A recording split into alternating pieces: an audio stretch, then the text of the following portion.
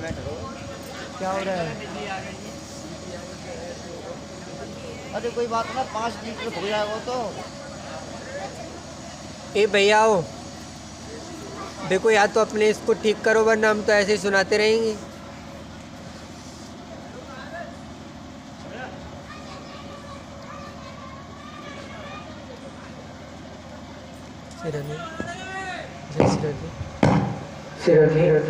बोलिए गोविंद भगवान की जय हो।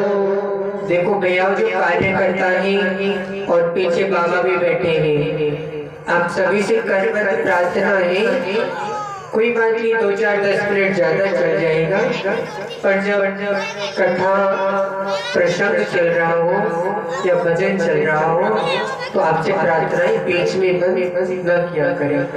कोई बात नहीं 2-4-10 मिनट ज्यादा हो जाएगा, कोई आपत्ति नहीं है, क्योंकि कथा में मन बड़ी मुश्किल से जुड़ पाता है, भागने के लिए तो एक पल ही काफी है, इसलिए ऐसा न करें।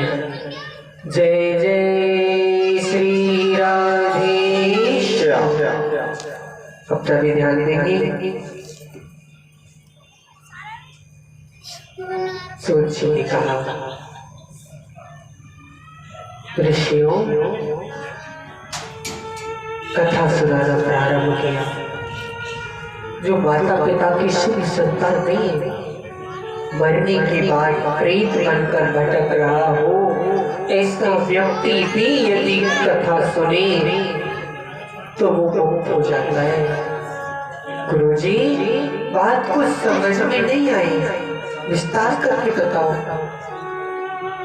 बोले नारद, तुम भद्रा नदी के किनारे एक गांव बसा हुआ है, उत्तम नगर। वर्ण आश्रम का पालन करने वाले सभी संत ब्राह्मण रहते हैं। उन्हीं ब्राह्मणों में एक ब्राह्मण रहते हैं आत्मदेव। जो आत्मा को देव मानता हूँ वो आत्मदेव है। बताओ, आत्मदेव ब्राह्मण सर्वग्रस्त है, प्रभु का नाम भी लेते ही माला भी करते हैं। परमात्मा की कृपा से बच्चों आप चुप हो जाओ बेटा, सब कुछ है घर में, ऐसी कोई वस्तु नहीं थी जो आत्मदेव ब्राह्मण के पास ना हो, परंतु अपार संपत्ति होने के बाद भी उस संपत्ति का उपयोग करने वाला कोई नहीं था। पत्नी को कोई संतान का योग नहीं बना। हम लोग तो ऐसी परिस्थिति आने पर पैसा खर्च करते हैं, डॉक्टरों के पास, सियानों के पास जाते हैं, परंतु वो ज्ञानी थे, क्योंकि जब भी ऐसी कोई आपत्ति आती है ना तो अपने पितरों को मनाया जाता है। आत्मदेव रोज उठते, संतों की सेवा करते, अपने पितरों को जल देते, परंतु बताओ पूजा को देव स्वीकार नहीं करते। आत्मदेव जो भी पूजा करता उसके देव उसे स्वीकार नहीं करते। ज्ञानी ब्राह्मण था, जान गया, मन में रोते हुए बोला, परमात्मा कौन सा अपराध बनाए जो मेरे पितृ मुझसे रूठ गए, मेरे देव मुझसे रूठ गए, मेरी पूजा को स्वीकार क्यों नहीं करते? क्या अपराध बनाए मुझसे? एक गौ माता लाए, देसी गौ माता को लाकर घर में रखा, तुलसी का बिरवा लाए माताओं, परंतु जब घर में लाए थे तो तुलसी का बिरवा फली फूल था, हरा था, गौ माता भी अच्छी थी, परंतु उस घर में आके गौ माता भी गाँव हो गई। वो तुलसी का बिरवा सूखता चला गया, ये देखकर आत्मदेव क्या परमात्मा मैं क्या इतना बड़ा पापी हूँ कि मेरे घर में माता तुलसी जो सबको पवित्र करती है वो भी नहीं रह सकती। सबको प्रेम लुटाने वाली गौ माता मेरे घर में आकर बांझ हो गई। मैं इतना बड़ा भागा हूँ। हाथ में रोने लगा।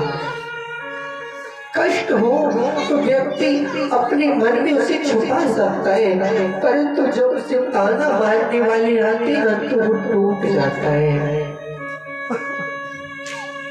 बताओ, आज तुम्हारे ब्राह्मण के पड़ोसी कहते तुम्हारे घर में संतान नहीं है, तुम्हारी पत्नी बांझ है, इसीलिए ये तुलसी का बिरवा सूख गया।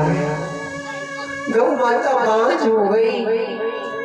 तुम बड़े अभागे हो, तुम्हारी पूजा को देव स्वीकार नहीं करते। क्या लाभ है तुम्हारे जीने का?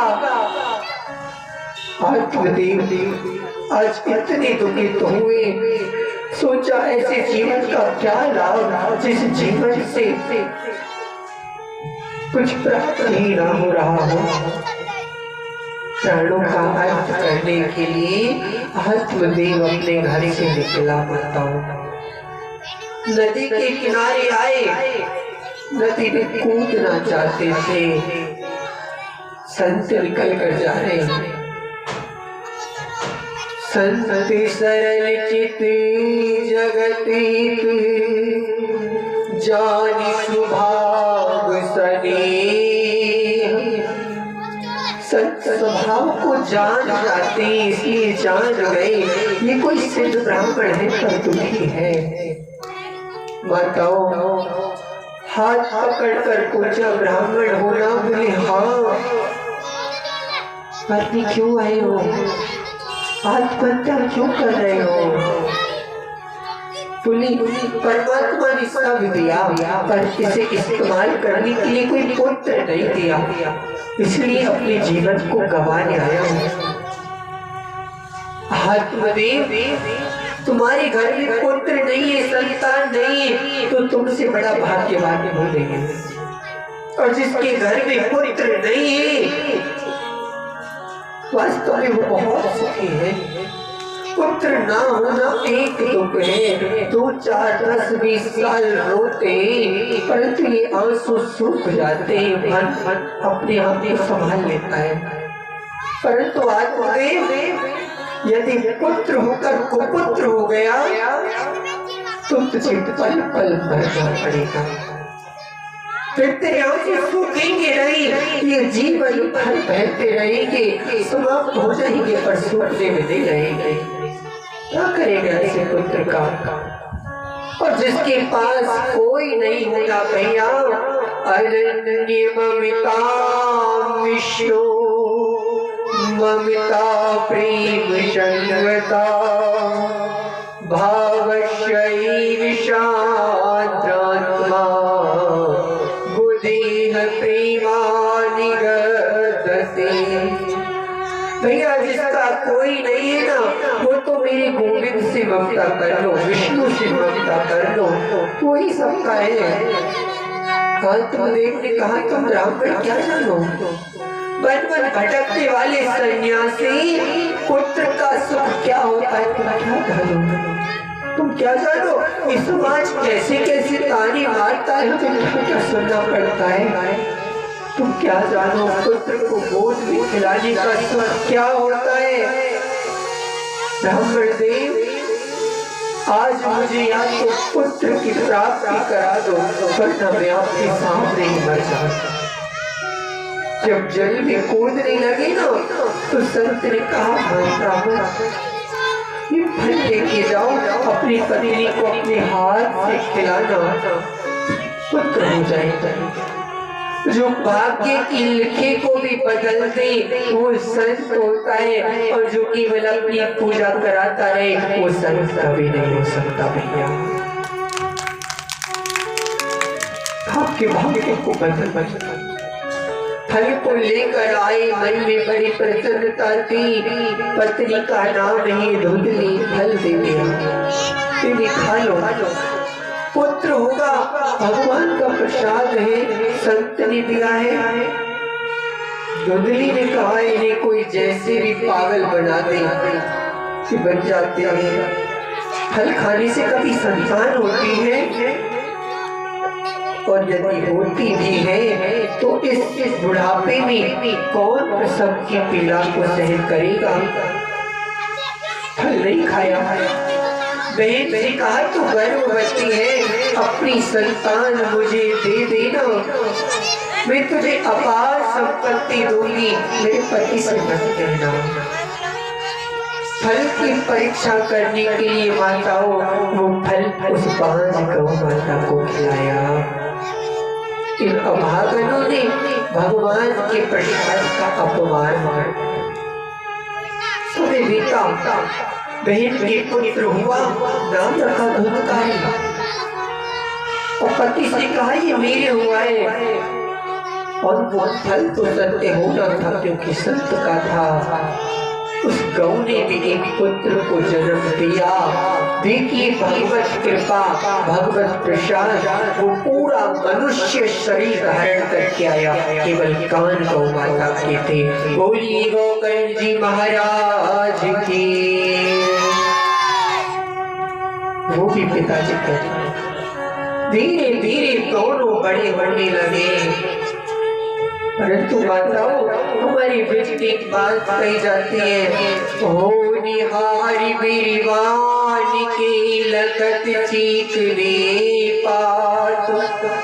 जो वृक्ष फलीभूत होना होता है उसके पत्ते बचपन से चिकने होते हैं। बच्चा कैसा होगा ये उसके पालने में नजर आ जाता है, उसके बचपन में ही नजर आ जाता है माताओं। और इसका श्रेय माता को जाता है, पिता को भी नहीं जाता, केवल माताओं को जाता है। माँ चाहे ना तो अपनी संतान को भक्त बना दे, माँ चाहे तो प्रभु के चरणों का अनुरागी बना दे, और भैया माँ चाहे ना तो संतान शराबी, ज्वारी और बहुत गंदे गंदे व्यसनों वाली हो जाती है, क्योंकि पहली उन्हीं मानता है। माता पहली गुरु है। हर माता पिता मुझे दुख होता है, किराए पे रहने वाले माँ बाप भी गरीब से गरीब और अमीर से अमीर भी बस एक काम करते, एक ही बात सोचते हैं, हमारा बच्चा पढ़ लिख कर किसी बढ़िया पोस्ट पर लग जाए, बढ़िया पैसा कमाने वाला बने। खूब पढ़ाते, खूब लिखाते माताओं, और वो उस पोस्ट पर पहुंच भी जाता है, परंतु अंत में रो बुढ़ापे में उन्हीं माता पिता को रुलाता है।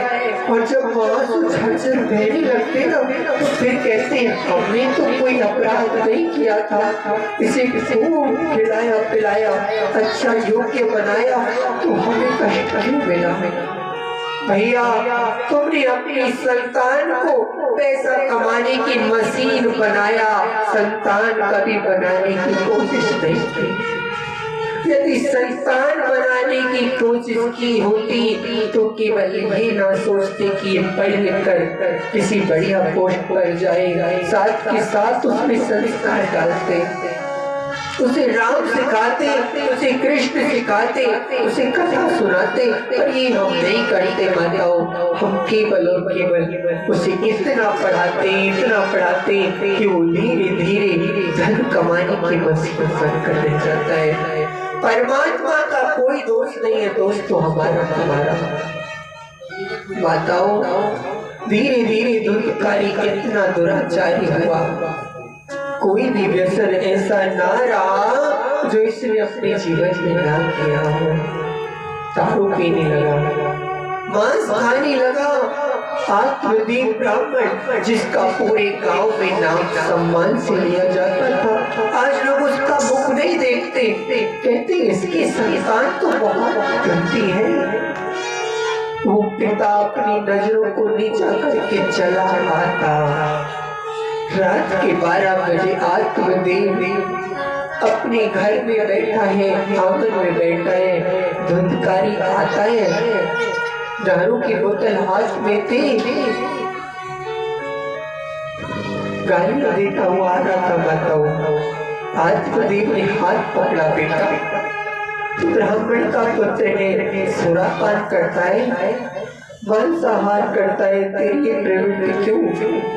मेरे स्वर्ग जैसे घर को नरक क्यों बनाता है बेटा? मैंने तेरा क्या बिगाड़ा है? मेरी कीर्ति को क्यों नष्ट कर रहा है? पिता को धमका कर चला गया। आज आत्मदेव को उस संत की बात याद आई और झरझर आंसू बहने लगे। संत ने कहा था, संतान नहीं है, पुत्र नहीं है तो बहुत सुखी है। क्या लाभ है इसी संतान का? इसने मेरे घर को नरक बना डाला। उसी समय गौपुत्र आए। पिताजी रो रहे हो? बोले हाँ। क्यों रोते हो? बेटा तेरे इस बड़े भाई ने इस घर को नरक बना दिया। मेरी जितनी भी ख्याति थी सबको धोबे कर दिया। मन में इतना वैराग्य नहीं है कि बन जा सकूं, भगवान का भजन कर सकूं, और इस घर में रह नहीं सकता क्योंकि मेरे रहने योग्य नहीं रहा। माताओं, गौपुत्र गौकर्ण ने एक श्लोक में ही समस्त सार का सार कर दिया। पिताजी आपने कहा मैं बन नहीं जा सकता, मन में वैराग्य नहीं है, बन जाने से क्या होगा? यदि बन जाने से परमात्मा की प्राप्ति होती तो गीदड़ का जन्म ही वन में होता है, सबसे पहले उसे मिल जाते। वन में रहने से भगवान मिलता तो शेर वन में ही रहता है, सबसे पहले उसे मिलते। बन जाने से कुछ नहीं होगा पिताजी, मन को ही बल बनाओ। यदि मन को बल बना लिया तो दुनिया में कहीं भी रहना तुम्हारा मन कभी नहीं भाग सकता भैया। देहि अस्तिमांसि रुधिरे अभिमतिं त्वयजतवं जायाशुतादिषु सदा ममता विमुच्य पश्यादिशं जगदिदं क्षणिभङ्गिनिष्ठं वैराग्यरागिरसिको भविभक्तिनिष्ठ देहि अस्तिमांसि रुधिरे। मन मत जाओ, ये जो देहा अभिमान ही इस शरीर को जो अपना मानी बैठे हो, हड्डी और अस्थियों के इस शरीर को तुमने अपना माना है। देहि अस्तिमांसि रुधिरे अभिमते, इसकी जो मति है, इसमें जो आपकी ममता है, तयज्जत्वं, इसे त्याज दो। जायासुतादिषु सदा ममता विमुच्य। अरे इस बेटा से ममता उत्पन्न हुई थी, इसने तुम्हें क्या दिया? इसे त्याग दो, भाव भक्ति रिश्ता भगवान की भक्ति करो। गौपुत्र की बात सुनकर चले, वन में जाकर प्रभु को पाया भी, परंतु जिसने जैसा किया है उसे भरना पड़ा है। ये चला गया, इधर गौपुत्र भी चले गए, धुंधली और धुंधकारी रह गए। घर में लाकर वैश्यों को बिठा दिया धुंधकारी ने। माता से संपत्ति मांगता रहा और धुंधली बेटे के प्यार में इस बात को भूल गई कि इसे संस्कार में देनी है। अकेला पुत्र जिस घर में होता है उसके बिगड़ने के आसार सबसे ज्यादा होते हैं। और केवल पुत्र नहीं भैया, अकेला बालक कोई भी हो वो जरूर बिगड़ जाता है यदि ध्यान न दिया जाए। धुंधली ने सब कुछ लुटा दिया। आज फिर से आकर कहा, माँ मुझे संपत्ति चाहिए, मुझे जुआ खेलना है। तो आज पहली बार धुंधली की आंखों में आंसू आए। बेटा आज इस घर में कुछ नहीं बचा। तेरी प्यार में, तेरी ममता में मैंने अपने पति से झूठ बोला। मेरा देवता जैसा पति मेरे घर को छोड़कर चला गया। मैंने तुझे कुछ नहीं कहा। मेरे स्वर्ग से घर को तूने नरक बनाया, मैंने तुझसे कुछ नहीं कहा। मेरा देवता जैसा पुत्र इस घर को छोड़कर। बोलिए गोविंद भगवान की जय।